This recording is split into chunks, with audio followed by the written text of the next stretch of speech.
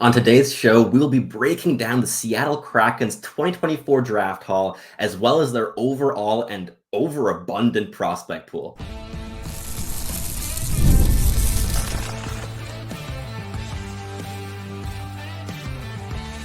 You are Locked On NHL Prospects, part of the Locked On Podcast Network. Your team every day. Hello, and welcome back to Locked On NHL Prospects, part of the Locked On Podcast Network, your team every day. On this show, we break down everything prospects related for you 5 days a week, Monday through Friday.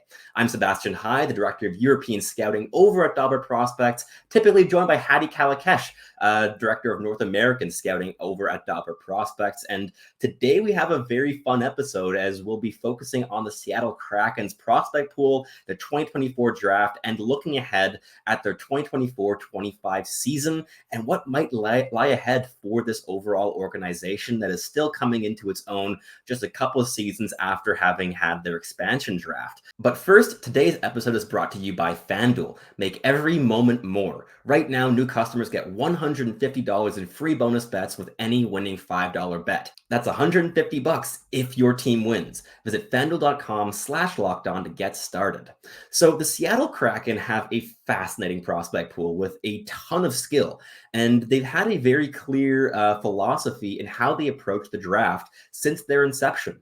They have yet to spend a single first-round pick on a defenseman and have instead targeted high-value pieces on the blue line in the mid to late rounds. And while that does mean that they lack a defenseman who projects as an elite top-pairing piece at this stage at least, they've been able to add a ton of value at forward, and it is truly an abundant prospect pool on the forward lines. This approach was also true at the 2024 draft, and they went out and targeted the most dynamic offensive player they possibly could with who was left on the board at 8th overall, selecting Berkly Catton, the dynamic 5'11", 174-pound center/left winger out of the Spokane Chiefs in the WHL, who led all CHL draft eligibles in scoring this past season, and he was a man on a mission with Spokane.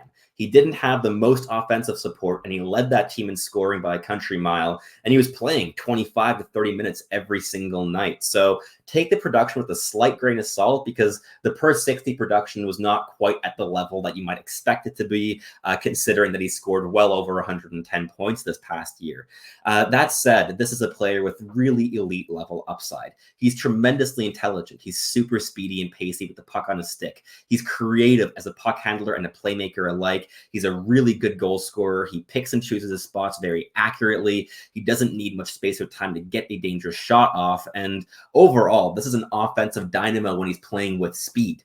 The questions in his game revolve more around his play at lower paces and on the cycle specifically. He's one of the best rush attackers in this entire draft class, and I think that he's going to score a lot of NHL points off the rush. The overall cycle scoring is a bit more of a work in progress. He can get boxed out and struggle physically on the cycle to get to the dangerous areas. And overall, when he's at lower paces, he kind of struggles to leverage his elite level tools to their absolute maximum capabilities. That said, in terms of overall projection into the future, adding a player like Berkly Catton as a potential winger to complement centers like Shane Wright and Matthew Beniers long-term, I think fits wonderfully well. Catton has been playing a lot down the middle recently in the WHL and is a pretty effective centerman at the junior level, but a lot of the question marks in his game are compounded when he's playing as a pivot in terms of also the added responsibility in his own end and being able to also withstand physical heavy pressure. That said, if he's playing on the wing in the NHL, being able to be the offensive complement to a strong two-way piece like either Beniers or Wright, I think that his offensive ceiling could be really, really stretched to its maximum at the end of the day. He's a very exciting prospect to add into the fold for any organization, and I think he's going to be fostered to continue to double down on his skill game by that Seattle development staff. In the second round, they went out and picked a player that many, including myself, believed to actually be going in the first round on draft day, and that's another WHLer in Julius Miettinen. A very different profile this time, though. Miettinen is a natural centerman standing at 6'3", 201 pounds. He plays a power game. He's middle driven, but he has a decent amount of soft skill as well to underpin that game. He makes small depth evasions to access space, and he doesn't really need that much space or time to get a pretty heavy and dangerous release off. He's a fantastic net front piece. He's able to screen goaltenders and force his way into the big shooting lanes at the net front, contending with big physical WHL defensemen. And while he's definitely still going to continue to have to adapt to keep that as a strength when he progresses his career into the professional ranks, I think this is a guy who projects really nicely as a middle six NHL piece at the end of the day. He has a decent level of skill, and if that isn't able to elevate him as far as it might, he has a strong fallback game as a reliable two-way center who can get involved physically, make small moves to create space, and just keep things rolling, whether it be in transition and making a small evasive maneuver to access space to continue the breakout, or in the offensive zone to prolong cycles with smart, small decisions and movements to keep possession of the puck and the cycle going. Next, they picked another pretty physical player, and a bit of an undersized physical player at that, in Nathan Villeneuve out of the OHL and the Sudbury Wolves. This is a 5'11", 194-pound centerman as well, who plays with grit and physicality and pace and intensity. He's a player that's had a couple question marks in terms of the character over the course of the draft year season, which I know led to a couple public boards, including ours at Dapper Prospects, lowering him down on our rankings. But in terms of the on-ice capabilities, he plays with that intensity that you look for to add into your depth chart. And I think that he adds an element to this offensive core in the prospect pool that Seattle's been looking to kind of add, because they've been taking a lot of their swings on guys that have a bunch of soft skill. And we'll be really diving into those in the following segment. But with their next selection, they went and picked a defenseman out of the QMJHL in Alexis Bernier, a 6'1", 190-pound right shot defenseman, before picking one of my favorite goaltenders in this draft class in Kim Saarinen. He's a 6'4", 181-pound goaltender who has a high degree of physical tools. He's really big. He's really athletic. He's a bit uncontrolled at times and still has a lot of development to do in terms of becoming a more controlled and composed netminder. But the raw physical tools are fantastic. And there have been games that I've watched where he has been able to play that composed role very effectively in the net. And he's going to need a couple seasons to develop for sure. I think 4, 5, 6 years here. But I think that he has one of the higher upsides among goaltenders that were eligible for the 2024 draft. And I think it's great value in this range for the Seattle Kraken. Their next selection was Ollie Josephson, a 6'1", 190-pound centerman who I have grown to love over the course of the season.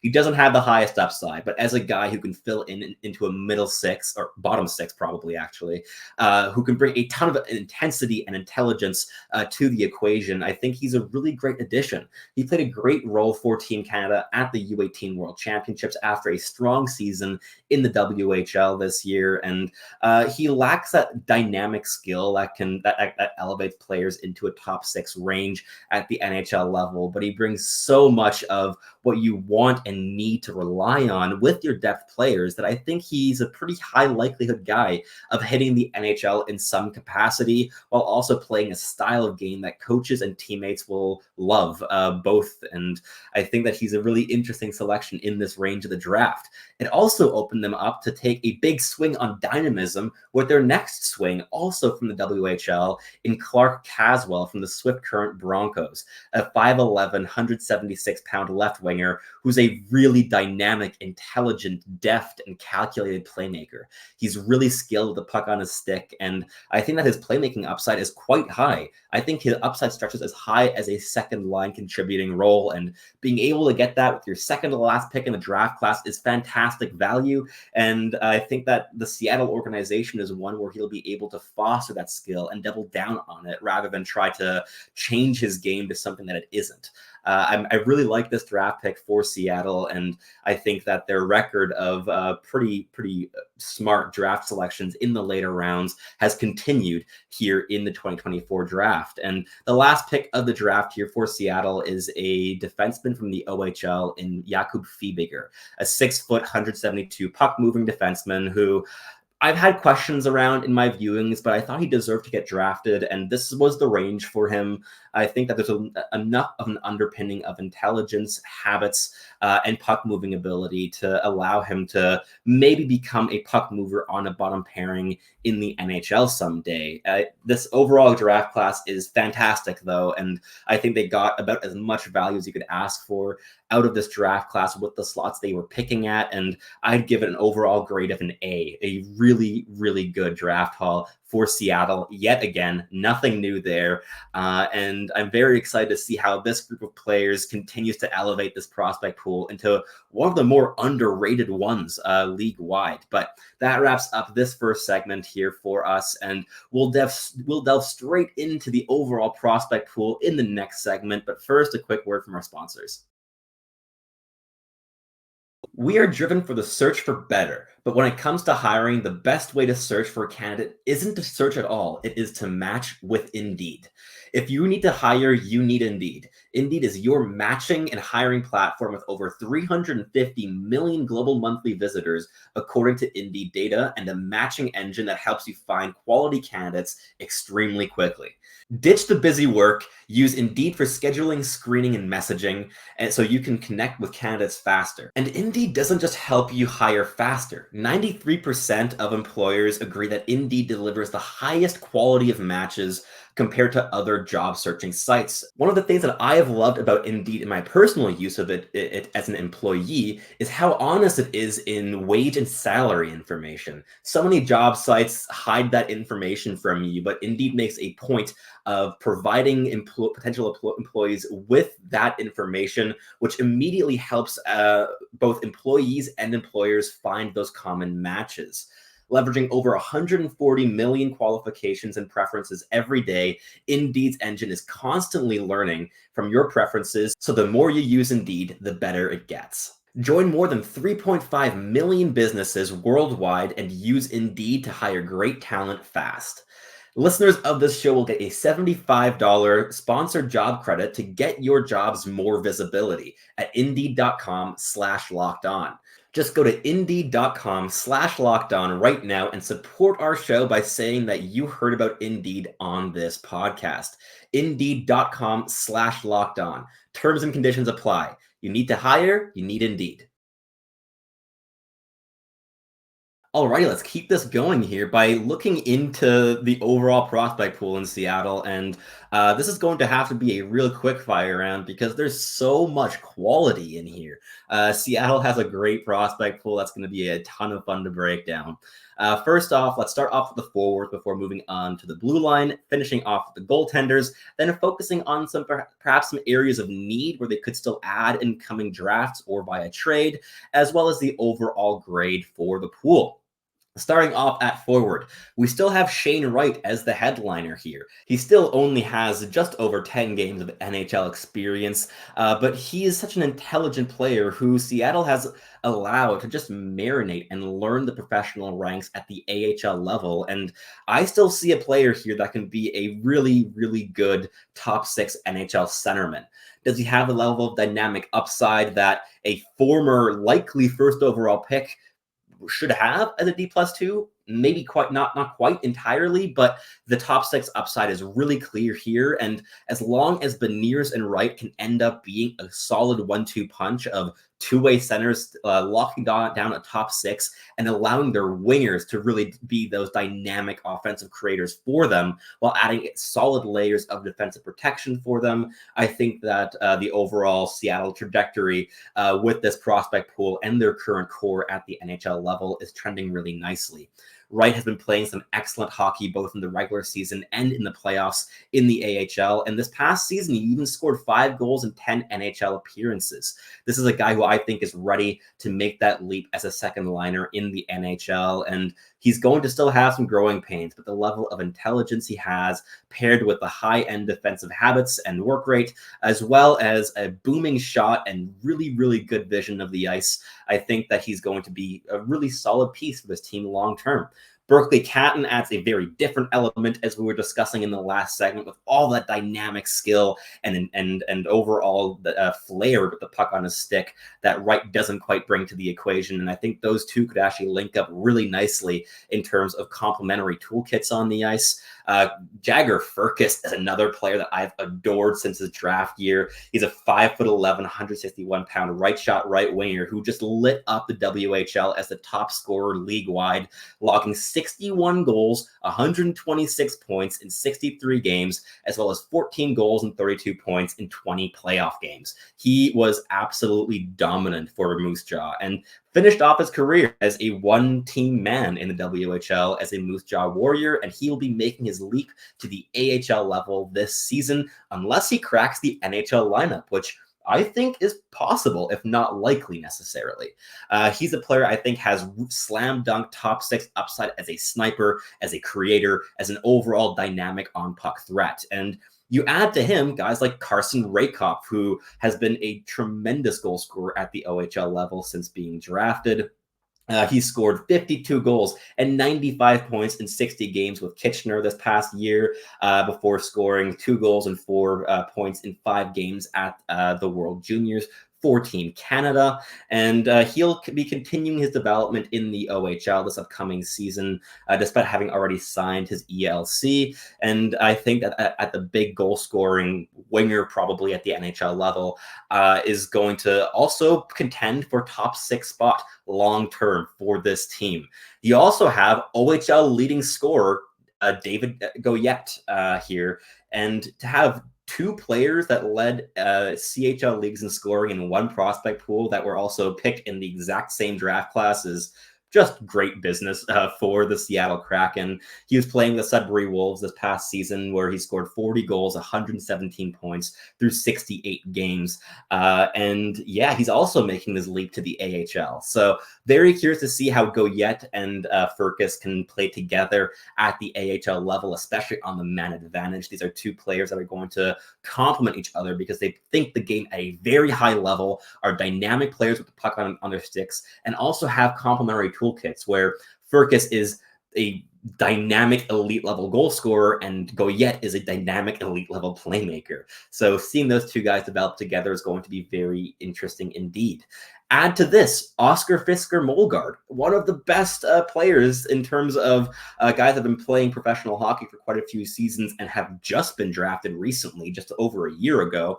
Fisker Molgaard played this entire past season in the SHL with HV71, scoring 9 goals and 21 points in 50 games and adding 3 assists in 7 playoff games. What shouldn't go unmentioned here, though, is that he has been an integral part of that team defensively, in transition, and even in building the cycle offensively. He gets involved in all these small areas and is incredibly impactful in all areas of the ice. I think he's going to be a fantastic middle 6 piece long term. There's even a slight chance of like complementary upside on the top line, which we'll see if that happens or not, but a player that I adore watching. He's so reliable on both ends of the ice. He's a good playmaker offensively, really, really likable player that I think is going to be an NHLer within a year or two's time.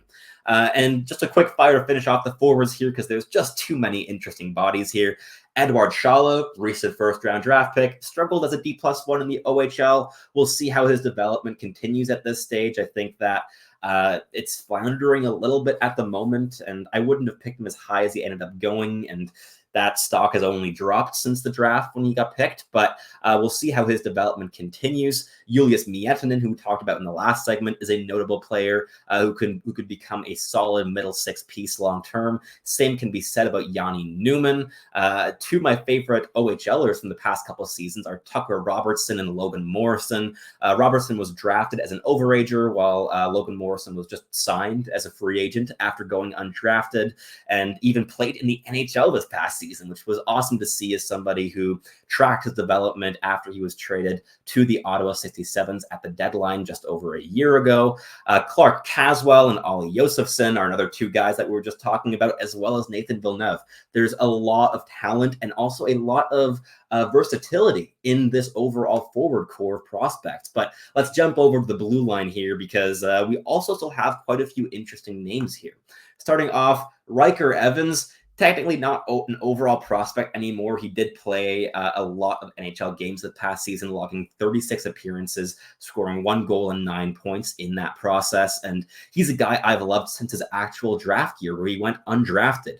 I would have drafted him in the 6th or 7th round that year at the very least, where he was playing with some really good hockey on an underperforming and very weak Regina Pats team. But in his D+1 season, he broke out alongside Connor Bedard in Regina and ended up being selected in the 2nd round as an overager, which was fantastic to see. He's a really good two-way defenseman. He's a fantastic transition defender and has built a lot of puck-moving and offensive upside into his game over the past couple seasons. Caden Price is another really interesting player that they swung on in the 3rd round just over a year ago. Pretty good puck stopper, very mobile defenseman who has shown real flashes of puck moving and playmaking ability as well from the blue line. And he's been developing over with the Kelowna Rockets alongside guys like Tisha Ginla and Andrew Crystal, where he logged 13 goals and 55 points this past season in 62 games, and will be looking to really break out offensively this next year. Ty Nelson, another really good defenseman selected in that same 2022 draft as guys like Furcus and Goyette. He's now making his transition over to the AHL this season after a really strong final year in the OHL, where he scored 16 goals and 52 points in 54 games. And you also have other guys here, whether it be Lukas Dragicevic with the high-end offensive upside and the questions around mobility and overall habits and polish in his game that are still falling into place in his development. Ville Ottavainen has been developing very nicely as a massive hulking defenseman at the OHL level, and he's also still very young. And also guys like Tyson Jugnoth, Alexis Bernier, and Jakub Fiebiger deserve mentions in this category. A really nice defensive prospect pool overall, despite lacking that elite first pairing potential guy. But I think as long as they can target that in the coming years, whether it be through the draft or trade, I think that they are trending very, very nicely overall as an organization. There's also 3 goaltenders that deserve a mention here. Semyon Vyazavoy, Niklas Koko, and Kim Saarinen are all very toolsy, big goaltenders that have been taking leaps in their development and climbing the ranks very quickly. Niklas Koko was a fantastic player this past season, playing professional hockey over in Europe. And I'm very curious to see how he'll be able to manage this year, because he was playing in Liga last year in Finland, the professional league, and he had an elite level season for Pelicans specifically. He split the season between Karpat and Pelicans over in Lahti, but with Lahti specifically, he played 13 games in the regular season, logging a .926 save percentage, and in the playoffs, he played 17 games, logging a .925 save percentage. Some fantastic numbers for a goaltender just 2 years out of being drafted. He's 6'4", very big frame, very good tools, very intelligent as well. A lot of interesting talents coming up here from the goaltending side of things as well. So overall, I think that the glaring need in this prospect pool would be 1 or 2 high-end defensive prospects that can push all those other quality players down in the lineup to kind of fill out those 2nd and 3rd pairings long-term. And overall, it is also an A grade, just like the 2024 draft haul, a very, very, very strong prospect pool that I think Seattle fans deserve to be very excited for, especially with a team that could be contending for a playoff spot this season. We're going to see how some free agency additions are able to elevate that lineup, whether it be Brandon Montour or even Chandler Stevenson, of course, who was also added on a pretty big contract in free agency. But before we delve into the 2024-25 season projections and expectations and hopes for the young studs of this organization, first, a quick word from our sponsors over at FanDuel. I love sports. I love them so much that I just never want them to stop. And with FanDuel, even when the playoffs are winding down and we're getting less and less sports to watch to keep us entertained over the course of this blistering summer, you can still get in on the action. Despite the NHL playoffs and Copa America and the Euros having already all come to a close, you can still find action with FanDuel all summer long. All I have to do is open up the app and dream up any bets I want to, and especially with Major League Baseball. And this summer, FanDuel is offering all customers a boost or a bonus every single day. That is right. That there's something for everyone daily all summer long. So head on over to fanduel.com and start making the most out of your summer. FanDuel, official sports betting partner of Major League Baseball. Alrighty, let's wrap up this episode here for the Seattle Kraken, and let's look ahead because this is an interesting team because this is a team that made the playoffs and won a playoff round against the Colorado Avalanche just over a season ago, and they're young and ever improving. And while they missed the playoffs this past season, ended up picking 8th overall, of course, netting Berkly Catton at the draft.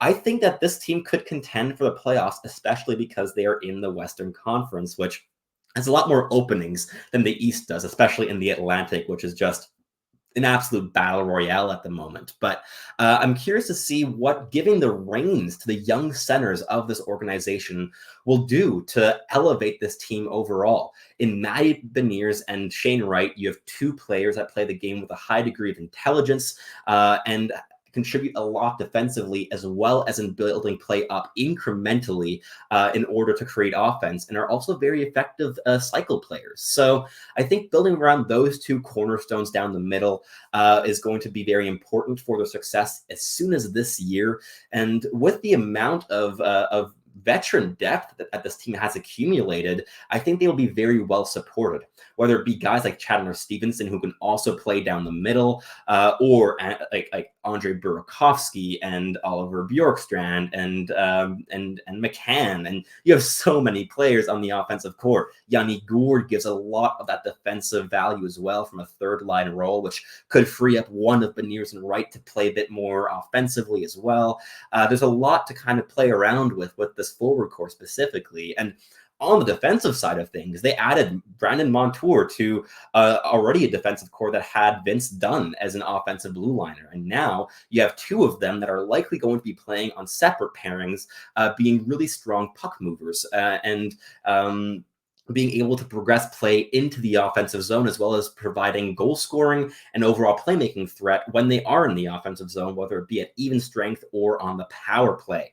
The hope will also be for this blue line production to be able to rise as a whole with the addition of Montour, and also a hope that Joey Decord can continue his highly strong play in the crease for Seattle. I mean, he had a .916 save percentage this past season with a pretty heavy workload, playing, I believe, just over 50 games for Seattle, and was a real breakout star for that team. And as long as he and Philip Grubauer can still hold down the crease for Seattle, I think there's a real fighting chance for this team to do some damage and get into the playoffs this season. Of course, you still have a lot of young players on the wings that will be waiting to make that leap into the NHL. Whether that happens right away, I don't quite know. Like guys like Jagger Firkus could contend to win a spot out of training camp, but there's so many veterans in those spots in that lineup that I think one or two of them would have to be moved in order to create that opening for young players to step into. And giving those guys a year or two to develop in the AHL, it seems to be the strategy that this team is employing with their prospects. We've been seeing that with Shane Wright. We've been seeing it with Riker Evans as well. And that patient approach, I think, will pay dividends in the long term, though it means that Seattle fans might have to wait a little bit longer than they want to in order to see their dynamic young talents skating at the NHL level. I think one of the big things on the agenda for Seattle this season will be to give their young stars a lot of trust to make mistakes and to learn this season.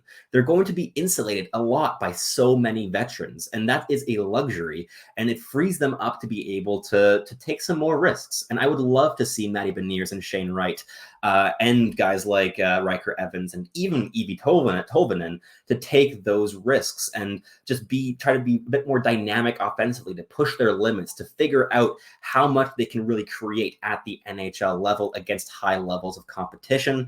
And I think if they're able to do that and foster an environment where they're able to push their offensive boundaries, you could see Beniers' point total jump up to a 60-point level, maybe 20 goals. Shane Wright could hit 20 goals and 45 points in his first season as a full-time NHLer, I think, with the right support, with the right type of deployment, both at even strength and on special teams. And I think that a guy like Riker Evans could also really chip in with some nice depth offense from the blue line, maybe logging 5 goals and 25 points this upcoming season.